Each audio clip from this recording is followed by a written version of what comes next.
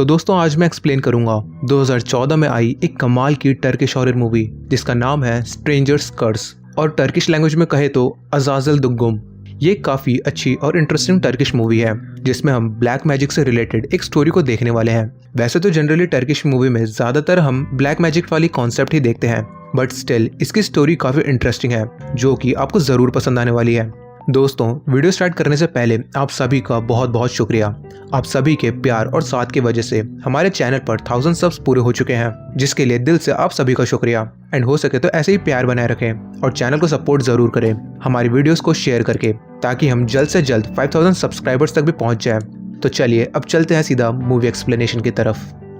Movie की शुरुआत में हम रहमान नाम के एक ओझा को देखते हैं जो एक घर में जाता है। वहाँ पर एक औरत पर किसी जिन या कहे तो किसी काली ताकत का साया था, जिस वजह से रहमान उस औरत पर झाड़ फूक करता है और उसे काबू करने की कोशिश करता है, पर वो औरत उससे एक आदमी की आवाज में बात करने लगती है। एंड यहाँ पर हमें ये भी पता चलता है कि रहमान ये सारी झाड़ फूक वाली बातें एक कॉन्फ्रेंस कॉल में लोगों को दिखा रहा था, जहाँ पर 2 डॉक्टर्स भी थे।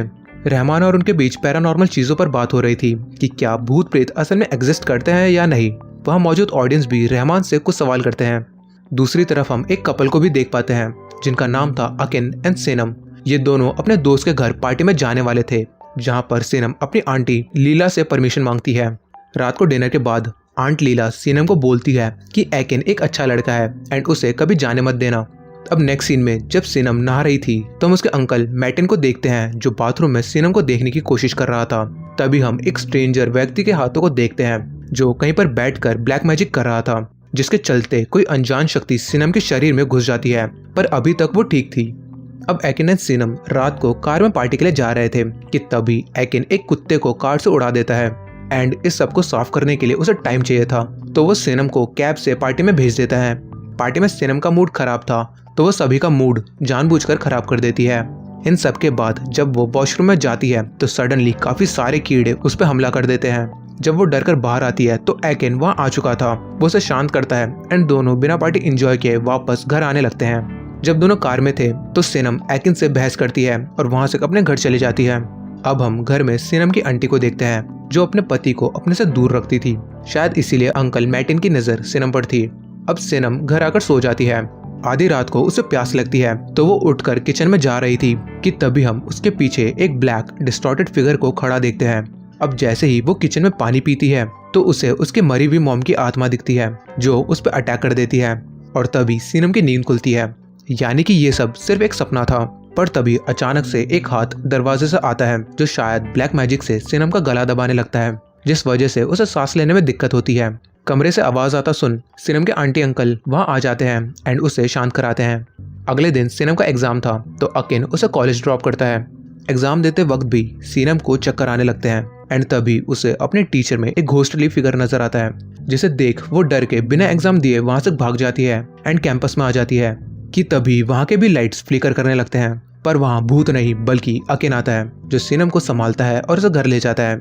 रात को लीला आंटी सेनम को बोलती है कि शायद ये एग्जाम का स्ट्रेस होगा इसलिए तुम्हारे साथ ये हो रहा है। एंड वहीं पर अकिन का कहना था कि ये शायद उस डॉग को हिट करने की वजह से हो रहा है, इसलिए अकिन उसे कल डॉक्टर के पास ले जाने की बात करता है।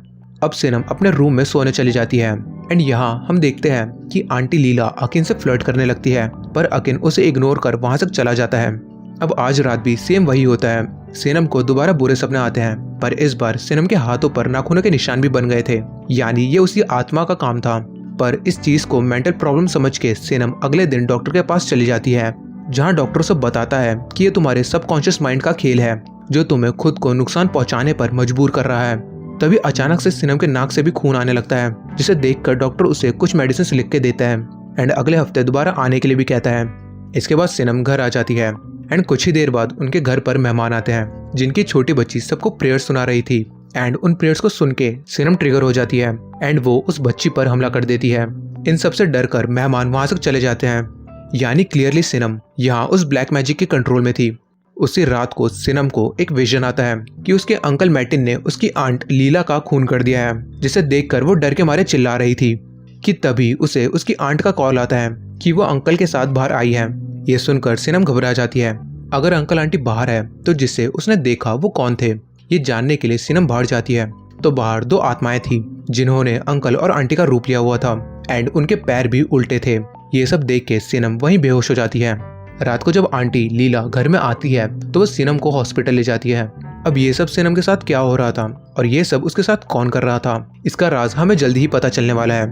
आंट लीला और अकिन दोनों डॉक्टर से मिलते हैं, जहां डॉक्टर उन्हें बताता है कि सीनम काफी वीक हो गई है, तो आज रात उसे वो ट्रीटमेंट के लिए वहीं रखेंगे एंड कल सुबह उसे डिस्चार्ज कर देंगे। जिसके बाद लीला और अकिन दोनों घर आ जाते हैं।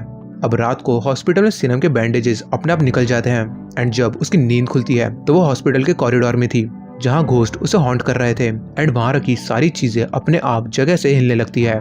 अगले दिन डॉक्टर अकिन एंड लीला को बुला के कैमरा रिकॉर्डिंग दिखाता है, जिसमें चीजें अपने आप हिल रही थी। इसलिए डॉक्टर उन्हें किसी होजा के पास जाने की सलाह देता है। अब लीला पोजेस सीनम को घर ले आती है। घर पर आते ही वो अंकल मैटिन पर हमला करती है और बाद में खुद को भी नुकसान पहुंचाती है। इन सब चीजों के बाद मैटिन और लीला उसे बांध कर रखते हैं। अब सीनम के अंदर का शैतान बोलता है कि सीनम मेरे कब्जे में है और जो भी इसकी मदद करेगा वो मेरे गुस्से को सहेगा।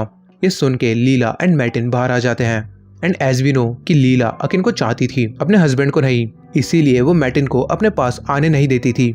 अब लीला मैटिन को अकिन से कंपेयर करने लगती है, जिस वजह से इन दोनों में झगड़ा स्टार्ट हो जाता है और लीला गुस्से में मैटिन को घर से बाहर निकाल देती है।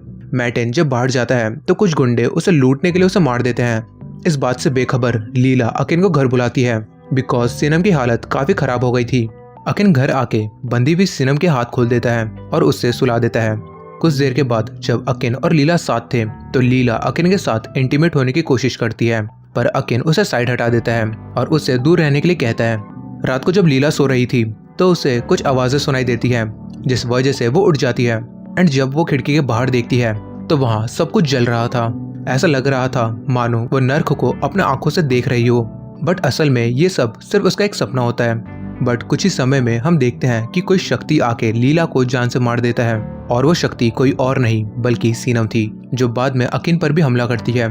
पर अकिन किसी तरह उसे बेड से बांध देता है और पूछता है कि तुम कौन हो, जिस पर वो शैतान जवाब देता है कि उसका नाम अजाजेल है और वो सीनम को नहीं जाने देगा क्योंकि उसे यहाँ बुलाया गया है।